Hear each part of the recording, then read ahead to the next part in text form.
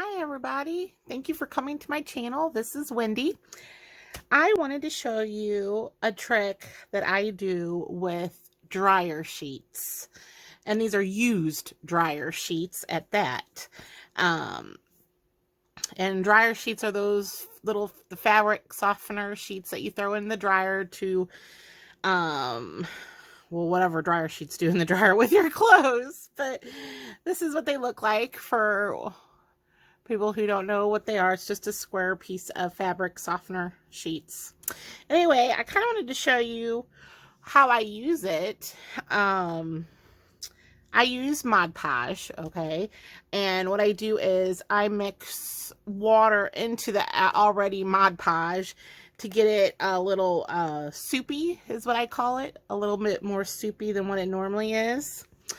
And let me just show you some of the things I did. Okay, so this is off of a popcorn box, and I just, it's just cardboard, and I just put little, can you see, little torn pieces of book page on it, and then laid the dryer sheet on top and Mod Podged it. I will be making a tag out of it, but I wanted you guys to see kind of, it gives a really neat texture. And depending on if you add any inks or dyes to your dryer sheet, this was an actual magazine page. I mean, a picture. Hold on. I found a bunch of these. Don't ask me why I'm saving them. I'll do something with them. But a whole bunch of pictures of lamps. And I thought they were just the perfect size to make cards out of. But of course, magazines, shiny and stuff. So you can do this. And what it is just Mod Podging dryer sheets over it. Now, I've inked mine with my ink, and I'll show you how I did that. So let's see, can you guys see the texture on it? And it almost makes it feel, it feels really durable. So that is what it went from. Okay. And then I just also wanted to show you, similar to our napkins. So if you, whatever paper you color or put stamps on or anything, this is just a regular piece of coffee paper, dyed paper, and I just smeared some ink on it.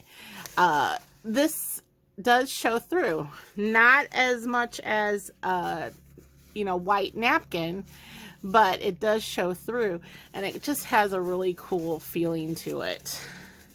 So next is what I'm eventually getting to.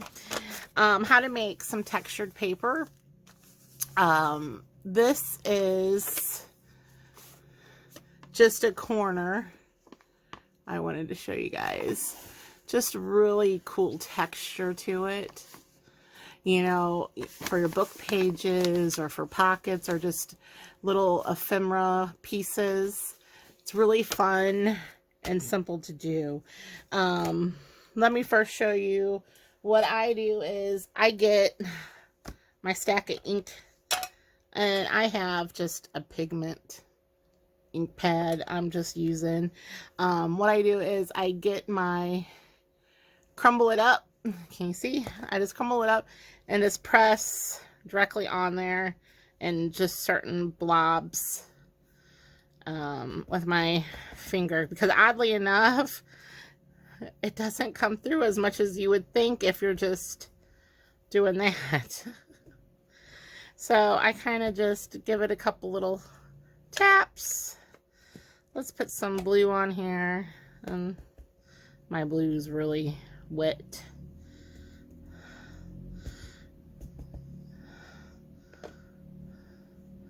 That's all I do. Sometimes I might get out my other ink, my distress ink, to add some browns to it. And basically with that, I just kind of rub it on there. Nothing fancy. And this is what you get. So But what I do to get the fibers, to get these really cool fiber effects, is you pull it apart. Okay, so this is a really neat section here. So you just kind of work it apart and see how it pulls. I don't know if you guys will be able to see it on camera. It's kind of like it's cottony, but I'll pull it apart, and sometimes I'll just leave it like this with holes and stuff. Okay, or maybe and then add more pieces. So all I do is, I'm sure you guys know how to Mod Podge, but like I said, I added water to my Mod Podge, so it's kind of soupy. I just think it penetrates the dryer sheets better. What I'll do is just kind of wet just that area, because I don't want to Mod Podge my whole page. Just where I want